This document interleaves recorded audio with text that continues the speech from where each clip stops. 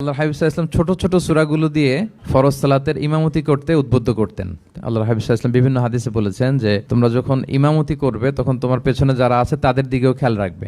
রাসূল সাল্লাল্লাহু আলাইহি ওয়াসাল্লাম অত্যন্ত বিবেকবোধ সম্পন্ন একজন ব্যক্তিত্ব ছিলেন। তিনি খেয়াল রাখতেন, যেটাকে আমরা কনসিডারেট বলি। আল্লাহ হাবিব সাল্লাল্লাহু আলাইহি ওয়াসাল্লাম খুব কনসিডারেট ছিলেন, কার কোথায় কি সমস্যা এটা খুব খেয়াল করতেন। And he was a man of six senses. আমরা সিক্স সেন্সের কথা বলি, আমাদের অধিকাংশেরই 4টা সেন্স একসাথে কাজ করে, কারো 5টা 6টা সেন্স কাজ করে, এরকম মানুষ পাওয়া দুষ্কর। আল্লাহ হাবিব সাল্লাল্লাহু আলাইহি ওয়াসাল্লাম অত্যন্ত বিবেকবোধ সম্পন্ন একজন লোক ছিলেন। একবার তিনি সালাত খুব সংক্ষিপ্ত করলেন, তো সাহাবারা জিজ্ঞেস করলেন, ইয়া রাসূলুল্লাহ এত সংক্ষিপ্ত কেন করলেন সালাত? তখন আল্লাহ হাবিব সাল্লাল্লাহু আলাইহি ওয়াসাল্লাম বললেন যে পেছনে বোনদের নামাজের সেকশনে ওখান থেকে একটা ছোট্ট বাচ্চার কান্নার আওয়াজ আমি শুনছিলাম। আমার মনে হচ্ছিল বাচ্চাটাকে সামলাতে মাটার খুব কষ্ট হচ্ছে, এই জন্য আমি সালাতটা সংক্ষিপ্ত করে দিয়েছি। কতটা কনসিডারেট ছিলেন। একবার আবার আল্লাহর হাবিব সাল্লাল্লাহু আলাইহি ওয়াসাল্লাম মাগরিবের সালাত কিংবা এশার সালাতের কোন এক সেজদা অনেক লম্বা করে দিলেন। তখন সাহাবারা আবার প্রশ্ন করলেন, ইয়া রাসূলুল্লাহ সাল্লাল্লাহু আলাইহি ওয়াসাল্লাম এত লম্বা দীর্ঘ সেজদা করতে তো ফরজ সালাতে আমরা কখনো দেখি না, কেন করলেন? অসুস্থ হলেন নাকি নামাজের মাঝখানে, অথবা ওহী নাজিল হচ্ছিল নাকি, এরকম কিছু ঘটলো নাকি? তো আল্লাহর হাবিব সাল্লাল্লাহু আলাইহি ওয়াসাল্লাম বললেন যে না, বরং আমার নাতি হাসান